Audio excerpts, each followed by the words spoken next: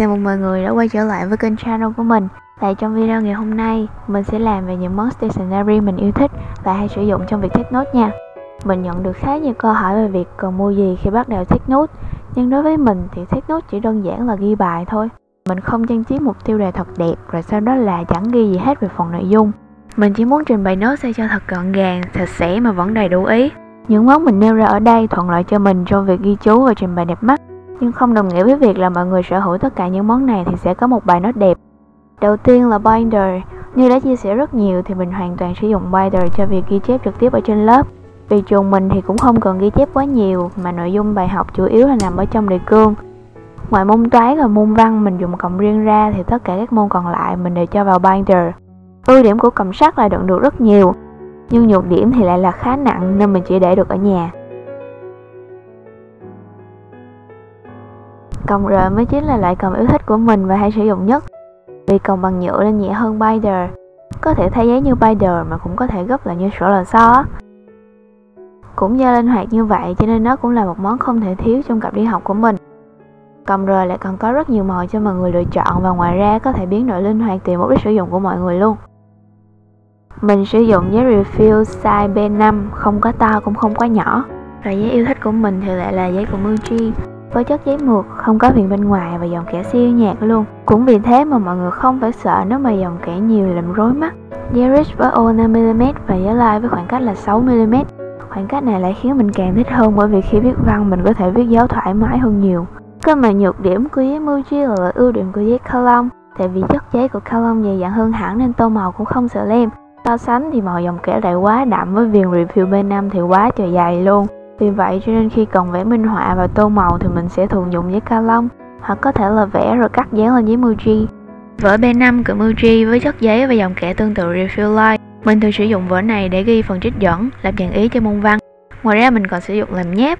Nghe có vẻ hơi phí thiệt nhưng mà mình sử dụng nháp là để ghi nốt những thông báo, chú ý quan trọng, dặn dò, công thức vân vân. Và tất nhiên là mình sử dụng một cuốn vở riêng để làm bài tập và mình sử dụng vở A4 200 trang của Calong để làm bài tập toán. Mình là đứa không thể sử dụng được bút bi cho nên hầu hết những cây bút mình nêu ra sẽ là bút gel nha. Pentel Energel Needle Tip là dòng bút mà mình yêu thích nhất luôn, tại vì thiết kế đẹp, bút viết trơn và mực khô rất nhanh luôn á. Cái đấy là một dòng rẻ hơn chút xíu nhưng mà cũng xinh không kém. Chính là Pentel Energel Metal Tip, có nhiều màu hơn cho mọi người lựa chọn nữa. Còn mình nếu muốn xài Pentel nhưng mà còn rẻ hơn cái Metal Tip thì có Pentel Energel X. Ngòi thì y chang cái Needle Tip nhưng mà thiết kế đơn giản và giá thành hợp lý hơn rất nhiều. Do mực bút khô rất nhanh nên tụi mình cũng có thể highlight ngay sau khi viết mà không sợ bị lem nữa. Sự lựa chọn rẻ hơn Pentel nhưng mà vẫn chất lượng thì tụi mình có Muji. Thiết kế đơn giản, bút viết trơn nhưng khô lâu hơn Pentel Energel. Sau khi viết xong thì mọi người nên chờ một khoảng thời gian chứ đừng highlight vội sẽ bị lem như thế này. Mình thì thích loại có nắp đậy hơn vì mình cảm giác là nét bút mảnh hơn một chút xíu. Với lại không có tạo ra tiếng bấm bút gây ồn ào nhưng mà lại dễ làm rơi nắp bút khi bất cẩn.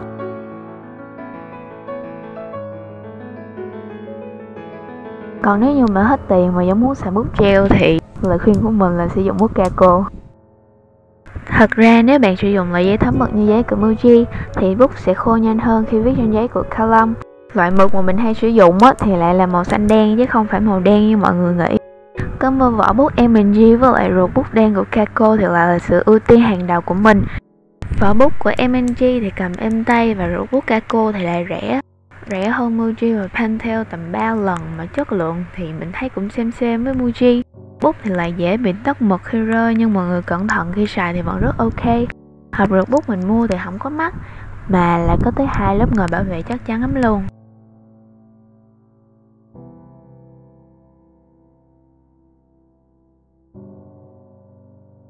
Đây là full 12 màu của bút Pentel Energel X thì gần đây hot quá trời luôn. Màu sắc tươi sáng, siêu mịn, siêu mượt, siêu nhanh khô. Chỉ tiếc là hiện tại ở Việt Nam chưa có bán ruột refill màu cho bút này thôi. Loại bút kem duy nhất mà mình thích đó là Stabilo Point EDA, cũng có thể gọi là 88. Bút vẽ kỹ thuật cho nên là mực khô nhanh, dùng được lâu và ngồi bời. Mình hay sử dụng để viết những ý chính và vẽ hình. Mình thì khá thích những tông màu pastel của bút này. Mình ấn tượng với những set bút Kaiko màu là bởi vì có chia thành những pack 5 bút và những cái hộp nó rất là đẹp nữa.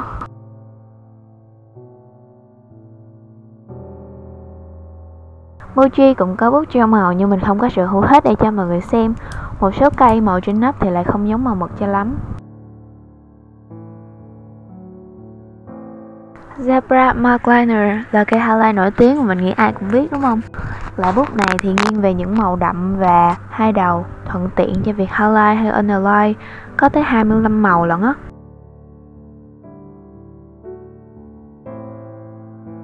Còn nếu mọi người muốn tìm cho mình một loại bút highlight với màu pastel thì mình recommend mọi người Pentel Energy Illuminate Flex. Tại vì màu nhẹ nhàng nè nhưng đủ làm nổi bật nội dung quan trọng. Thiết kế rãnh với bút object vào giấy và cũng có hai đầu để mọi người highlight hay vẽ tùy ý luôn. Bút highlight vintage của Daiso mình tạm gọi là dòng bút tube của Mark Liner. Tube chọn đến tầm 90%. Bút chỉ tube về màu chứ về chất lượng thì mình rate cho 5 sao. Set 5 cây thì chỉ bằng 1/3 của bút Mark Liner. Để có được những tiêu đề đẹp khi take note, tụi mình thường sử dụng bút brush đúng không? Set Pressable chính là loại brush mà mình yêu thích. Với full set là 24 cây, nhưng mình tới hai đầu đều là ngòi brush màu khác nhau. Ngoài ra tụi mình cũng có thể sử dụng tông màu cho trên minh họa khi viết nốt nữa. Arclight Supreme Brush là một dòng bút mới khác hẳn với Arclight Stick. Thì dòng này có thân bút nhỏ gọn hơn, nét tay trung bình và nét thanh rất dễ viết. Giá thì gần bằng một cây Sakura Koi, mà chất ngòi thì tốt hơn hẳn. Brush ngòi nhỏ, không thể nào bỏ qua được Pentel Brush Size Pen. Ngòi bút mềm vừa phải, tầm giá 30.000, có 24 màu và nếu như bạn là người mới bắt đầu viết calligraphy thì đây cũng là cây bút phù hợp cho mọi người lựa chọn.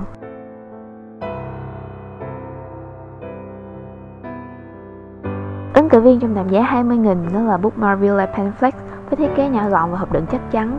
Ngòi thì có độ đàn hồi cao và mình rất thích set pastel của bút này.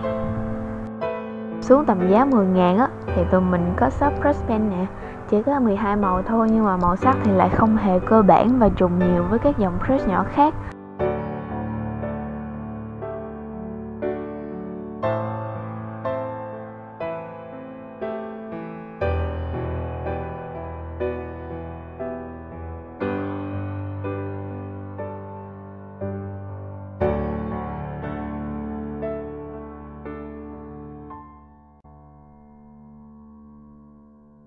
Cùng tạm giá với shop brush pen, tụi mình có bút bao ke với nhiều size ngòi hơn cho mọi người lựa chọn. Tumble Monochrome là loại bút chì mình sử dụng nhiều nhất.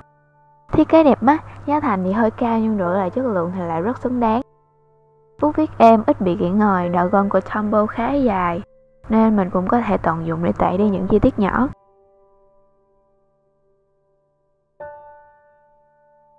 Nhưng mảng cần tẩy lớn hơn thì mình sử dụng gun của Pentel.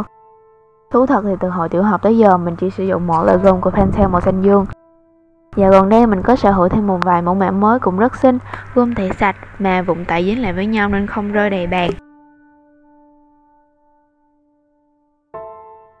Mình là một đứa thiếu kiên nhẫn nên không thể nào chờ bút xóa nước khô. Vì vậy, mình quyết định sử dụng bút xóa kéo. Mặc dù loại này rẻ nhưng mình chỉ sử dụng được mỗi loại này. Palette Friction là loại bút gel tẩy được, dùng để sửa chữa những sai lầm khi làm bài tập trong vở và không cần dùng đến bút xóa nhưng vẫn có thể tẩy sạch sẽ.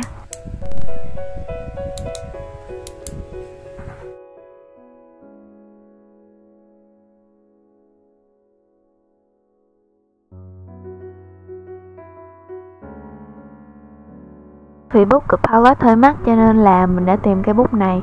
Ngòi thì không được chắc chắn như Palette nhưng cũng được 0.38 luôn á. Dùng làm bài tập thì vẫn ok, có mất cũng không có tiếc.